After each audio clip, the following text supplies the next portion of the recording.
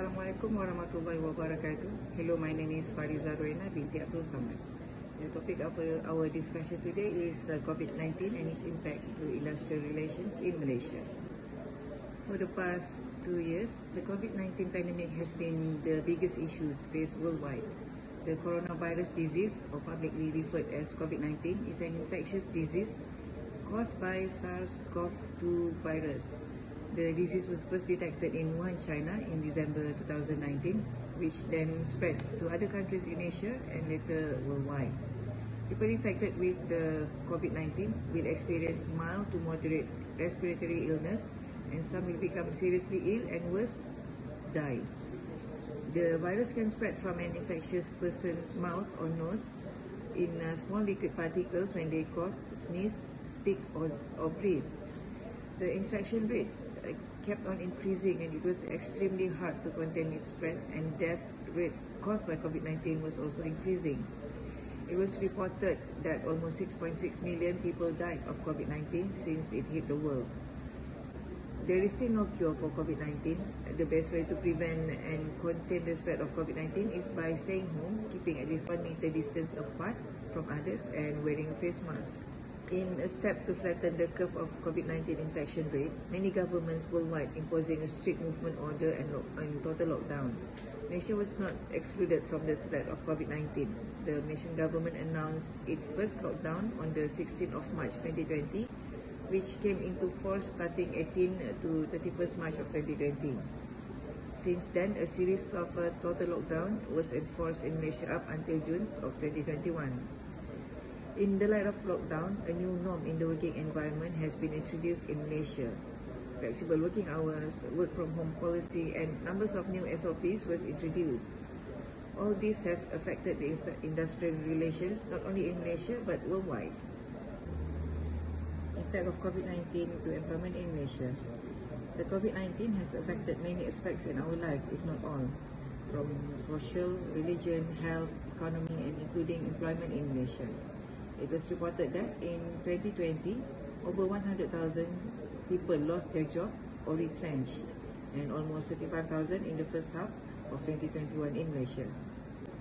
The COVID-19 has changed the way a business is run. Some companies adopt a change in working hours, while some others are changing their work policy overall. This was driven by the idea of adopting cost-cutting measures. Unfortunately, some of the measures failed to overcome their main issue, which was closure of the economy activities during COVID-19 pandemic. How does the COVID-19 pandemic affect the economic activities? So in order to curb the spread of the deadly coronavirus which causing the COVID-19 pandemic, Movement Control Order, or known as MCO, was imposed by the Malaysian government.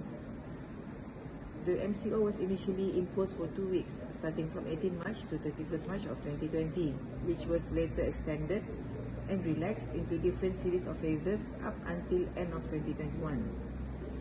MCO encompasses restrictions on movement, including domestic and international travel, assembly or gathering, closure of educational institution, government institution, and closure of business activity. Only the essential services were spared by the MCO. With the closure of almost all economic activity, it was reported by the Entrepreneurship Development and Cooperation Ministry, MEDEC, that more than 37,000 businesses have folded up in Malaysia. Shopping malls, restaurants, and small businesses were forced to close, which later caused them to permanently shut down their business due to cash flow problem. 2 online surveys conducted by MEDEC during the initial stage of MCO, and it was found that 8.85% of business were ended. Micro entrepreneurs recorded over 70% of them. While for companies which involve in advanced technologies such as automotive, electronics, and aerospace, the impact was as big. These companies rely upon multiple supply chains.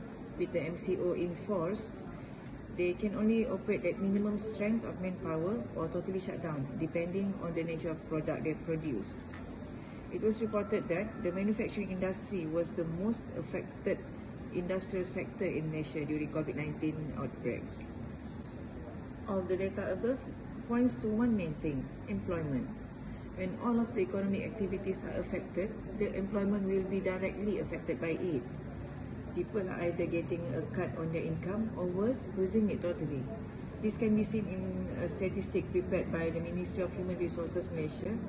A total of 104,432 people laid off from the employment in 2020, an increasement of more than 300% from the previous year. Even though the impact of COVID-19 on the employment market is unprecedented, the government has taken a lot of steps in helping employers to reduce or minimize the impact on their business. The steps taken by government in the end will also help to reduce the impact on employment market in Malaysia. One of the initiatives taken by the Malaysian government was the wage subsidy program.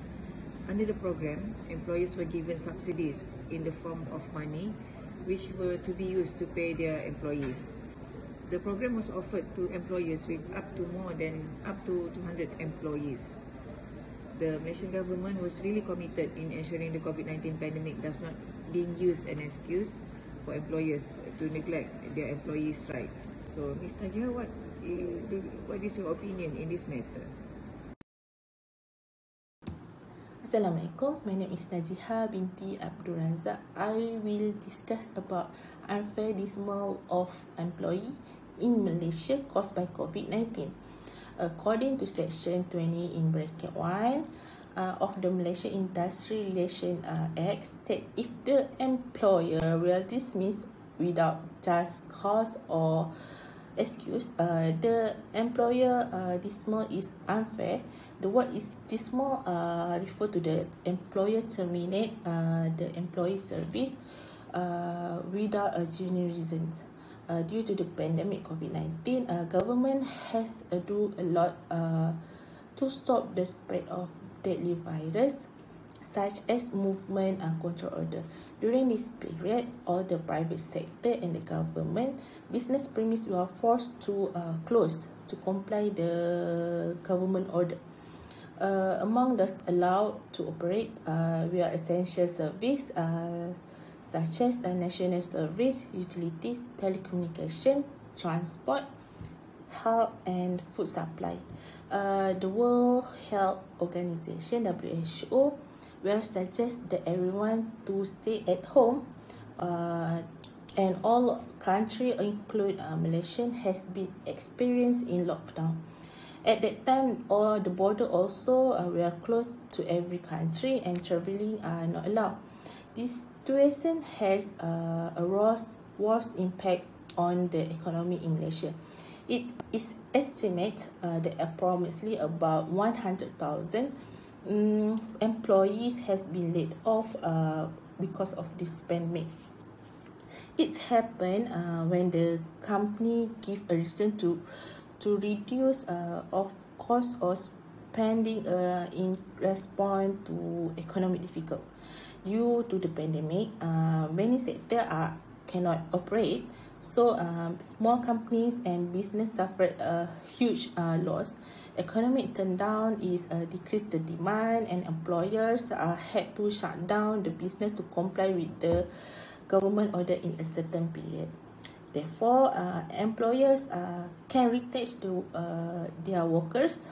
It's happened when the company need to reduce the number of workers. The law recognizes that the business have the right to stabilize the workforce for continue the business operations. If the employers is found to have a bad intent or mistreat certain in employees, the court will influence the decision made and the employer will be subject in action. Retrenchment is a last step. It is found that there is no way for the employer to reduce the cost of the business that cannot cover the expenses anymore. The Minister of Human Resources, according Minister of Human Resources, state that in 2002 and 2001, a total of 5,095 employers laid off, in a total of 41,100 141,191 workers in Peninsula Malaysia. The increased number are concerns. Therefore, the employers are required to complete and submit the termination form with 13 days before the termination action is carried out.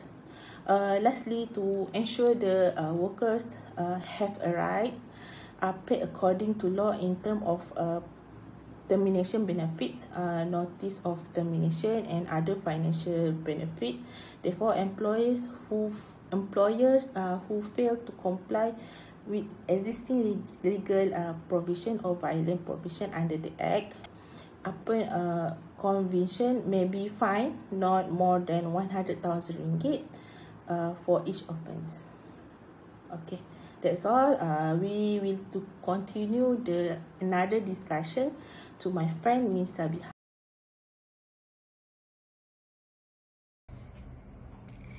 Assalamualaikum warahmatullahi wabarakatuh. My name is Nur Sabiha binti Muhammad Hatta. For the next part, I'm going to explain about the termination of contract in regard to Malaysia Employment Act 1955. So, as mentioned by Fariza earlier, COVID has brought business closure and even downsize. And to the worst part, dealing with this situation, some companies may need to retrench their employees or the termination of contract. So how does COVID-19 pandemic affect employees at workplace? The COVID-19 outbreak had brought numerous businesses, especially small businesses, experiencing income losses and triggering the necessity to lay off the employees. Most companies' operations were disrupted and they were struggling to survive. To the worst part, this prolonged situation has brought to companies closure and termination of contract. So, do employers have the right to terminate employees by contract termination? What are the conditions and steps for termination? So, contract termination happen when there is termination of employees employment agreement in a situation of redundancy brought on by a number of factors, including business restructuring, a decrease in production, and excess of employees following a merger as a result of employees from both organizations completing the same task, and a struggling businesses. The employee is entitled to terminate their contract employee when they think it is necessary in order to survive the company economically. So, referring to the section 12, subsection 3 of Employment Act 1955, there are a set of circumstances where the employee can terminate the contract of service of an employee as the following. The first one is the employer has ceased or intends to cease to carry on business for the purpose of which the employee was employed. The second one is the employer has ceased or intend to cease to carry on business in the place at which the employee has contracted to work. Next, the requirement of that business for the employee to carry out work of a particular kind have ceased or diminished or are expected to cease or diminish. Next is the requirements of that business for the employee to carry out work of a particular kind in the place at which he has contracted to work have ceased or diminished or are expected to cease or diminish. The next one is the employee has refused to accept his transfer to any other places of employment unless his contract of service requires him to accept such transfer. And the last one is a change has occurred in the ownership of the business for the purpose of which an employee is employed or of a part of such business, regardless of whether the change occurs by virtue of a sale or other disposition or by operation of law. Additionally, the process of termination had to be performed properly by the employer. For instance, the selection of employees to terminate needs to be decided on fairly, such as by using LIFO principles, which the principle shows that the last employees enters the company or had least years of service should be terminated first.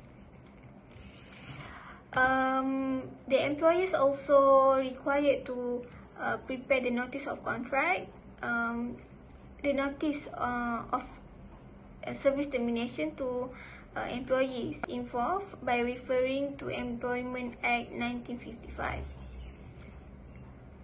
So in conclusion, the pandemic COVID-19 had a ruinous effect on employment globally, not only in Malaysia.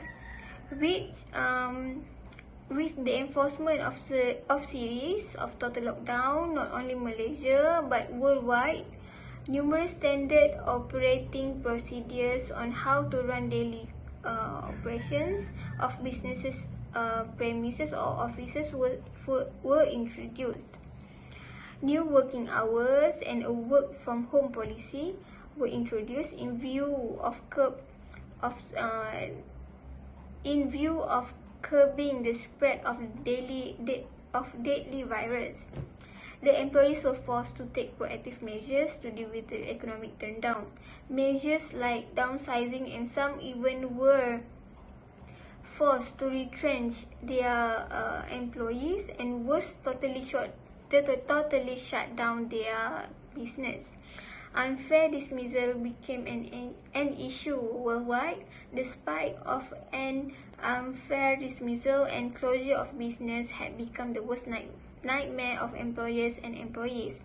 Despite of all powers used by the employers, they are also required to comply with all the provisions in the Employment Act 1955 in exercising their management powers, resulting in protection to employees who were losing jobs due to the retrenchment or closure of business. That's all from me. Thank you.